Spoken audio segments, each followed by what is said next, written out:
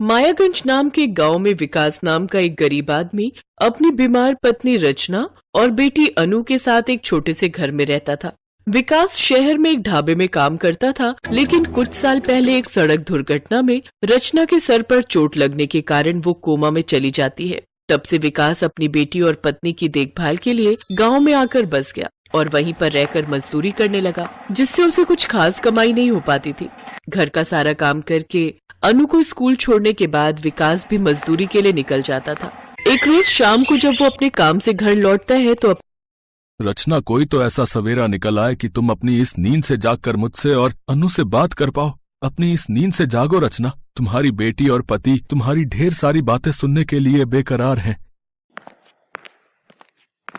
इसके बाद विकास मजदूरी के मिले हुए पैसों को अपनी जमा पूंजी में मिलाते हुए कहता है, इतने महीनों की बचत के बाद मेरे पास अभी तक केवल 20,000 ही जमा हो पाए हैं। न जाने कब ये 2 लाख होंगे और मैं अपनी रचना का इलाज करवा पाऊंगा।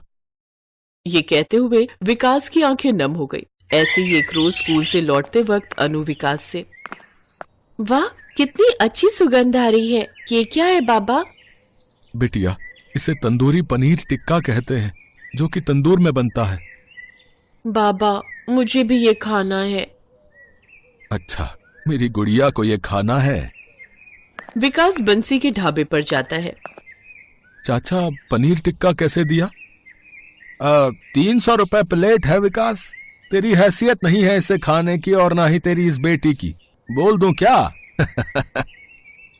क्या 300 रुपए? नहीं चाचा, रहने दो। विकास उसे लेकर घर आ जाता है। घर आकर वो चटनी के साथ अनु को रोटी परोस कर देता है। अनु, ले बेटी, खाना खा ले।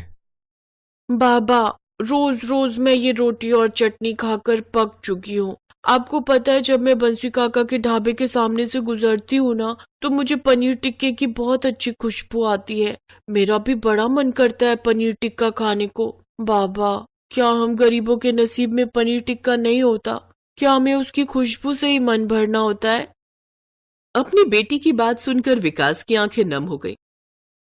फिर वो बाजार जाकर थोड़ा सा पनीर ले आया। फिर उसने मिट्टी का तंदूर बनाया और उस पर सीख लगाकर पनीर लगा दिया। कुछ ही देर में पनीर टिक्का बनकर तैयार हो गया। विकास ने वो पनीर टिक्का अनु को खाने को दिया। ले, मेरी बेटी को पनीर टिक्का खाना था ना? पनीर टिक्का देखकर अनु के चेहरे पर मुस्कुराहट आ गई। फिर जैसे उसने उसे मुंह में डाला तो उसका स्वाद चखकर वो तो हैरान ही रह गई। वाह बाबा, ये तो बड़ा ही स्वादिष्ट है। सचमुच आज तो मजा ही आ गया। तभी विकास का दोस्त अनूप वहां आता है। विकास उसे भी वो पनीर टिक्का खाने को देता है, जिसे खाकर अनूप हैरान रह जाता है। अरे वाह विकास, इतनी स्वादिष्ट तंदूरी पनीर टिक्का तो मैंने आज तक नहीं खाई। लेकिन तूने इसे बनाना कहाँ से सीखा? मैं जब शहर में ढाबे पर काम करता था तब मेरा यही काम था। तो ये काम तू गांव में रहकर भी तो शुरू कर सकता है। देख, अगर तू ये बनाकर बेचेगा ना, तो फिर देखना तू कैसे नोट छापता है। माँ कसम, आज तक किसी ने भी ऐसा लाजवाब तंदूरी पनीर टिक्का नहीं खाया होगा। हाँ। अनूप की ये बात विकास को बहुत पसंद आई, लेकिन उस काम को शुरू करने के लिए उसे कुछ पैसों की जरूरत थी। लेकिन इस काम के लिए पैसों की जरूरत होगी और मेरे पास जमा पूंजी के नाम पर केवल वो पैसे हैं जो मैंने रचना के इलाज के लिए रखे हैं। देख विकास, अगर तूने ये काम शुरू कर दिया ना, तो उन पैसों से 4 गुना पैसे कमाएगा तू। अगर ऐसा नहीं हुआ ना, तो अपने डूबे हुए पैसे तू मुझसे ले लियो। बस मुझे भी अपने साथ काम पर रख ले यार अब। हाँ।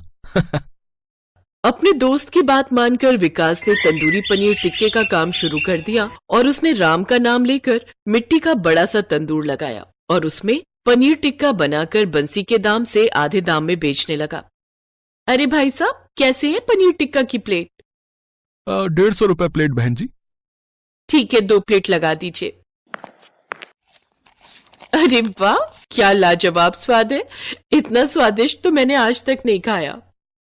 देखते ही देखते उसके पास ग्राहकों की भीड़ लगनी शुरू हो गई। बंसी के सभी ग्राहक अब विकास के पास ही आने लगे। साथ ही विकास का दोस्त अनूप आसपास के ढाबों और रेस्टोरेंट, होटलों से भी ऑर्डर्स लेकर आने लगा। अनूप पढ़ा लिखा था, इसलिए उसने ऑनलाइन ऑर्डर लेना भी शुरू कर दिया। कुछ ही महीनों में विकास ने खुद का ढाबा खोल लिया, जिससे उसकी कमाई और ज्यादा होने लगी। उसने रचना का इलाज शहर के बड़े अस्पताल में करवाया, जहां रचना पूरी तरह ठीक हो गई। अनूप को भी विकास हर महीने अच्छी तनख्वाह देने लगा। तो वहीं बंसी का ढाबा अब खाली रहने लगा, लेकिन अनूप और विकास ने मिलकर नोट छापना जारी रखा।